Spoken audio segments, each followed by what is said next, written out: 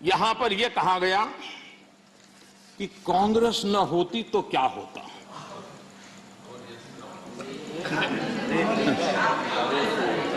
India is Indira, Indira is India, यही सोच का परिणाम है। आदरणीय सभापति जी, मैं जरा बताना चाहता हूं, यह कहा गया है, मैं सोच रहा हूं कि कांग्रेस न होती तो क्या होता, क्योंकि महात्मा गांधी की इच्छा थी।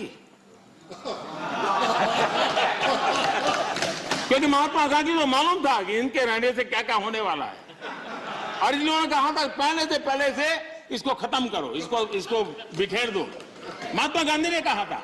लेकिन अगर ना होती महात्मा गांधी की इच्छा के अनुसार, अगर हुआ होता, अगर महात्मा गांधी के इच्छा के अनुसार कांग्रेस न होती तो क्या होता? लोकतंत्र परिवारवाद से मुक्त होता।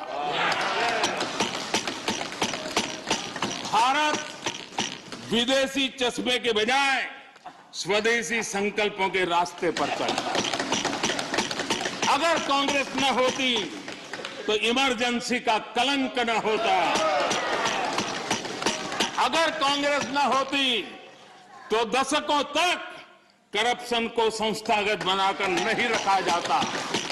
अगर कांग्रेस न होती तो जातिवाद और क्षेत्रवाद की खाई इतनी गहरी न होती। अगर कांग्रेस न होती, अगर कांग्रेस न होती तो सिखों का नरसंहार न होता, सिखों का नरसंहार न होता। सालों साल पंजाब आतंकी आग में न जलता। अगर कांग्रेस न होती तो कश्मीर के पंडितों को कश्मीर छोड़ने की नौबत न आती। अगर कांग्रेस न होती, अगर कांग्रेस न होती तो बेटियों को तंदूर में जलाने की घटनाएं न होती।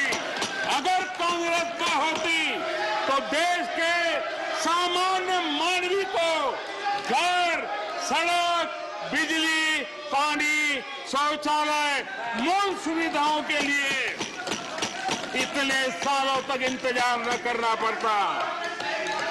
आदरणीय सभापति जी, मैं गिनता रहूंगा, गिनता। खड़गे जी, आपने भी 1 घंटा बोला। You are leader of the opposition, you are leader of the opposition, please understand. You आदरणीय सभापति जी, 1 hour 6 minutes पद्धति नहीं है। आदरणीय सभापति जी, कांग्रेस जब सत्ता में रही, देश का विकास नहीं होने दिया।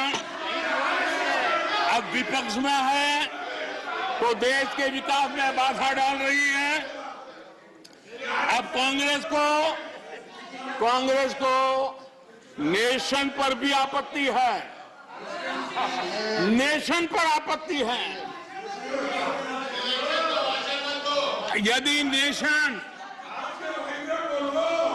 नेशन इसकी कल्पना गैर संवैधानिक है तो आपकी पार्टी का नाम इंडियन नेशनल कांग्रेस क्यों रखा गया?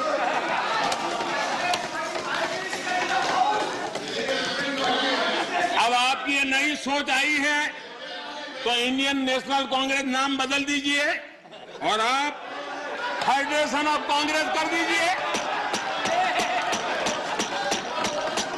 अपने पूर्वजों की गलती जरा सुधार दीजिए। लोकतंत्र में सिर्फ सुनाना ही नहीं होता है, सुनना भी लोकतंत्र का हिस्सा है। लेकिन सालों तक उपदेश देने की आदत रखी है, इसलिए जरा बातें सुनने में मुश्किल हो रहा है।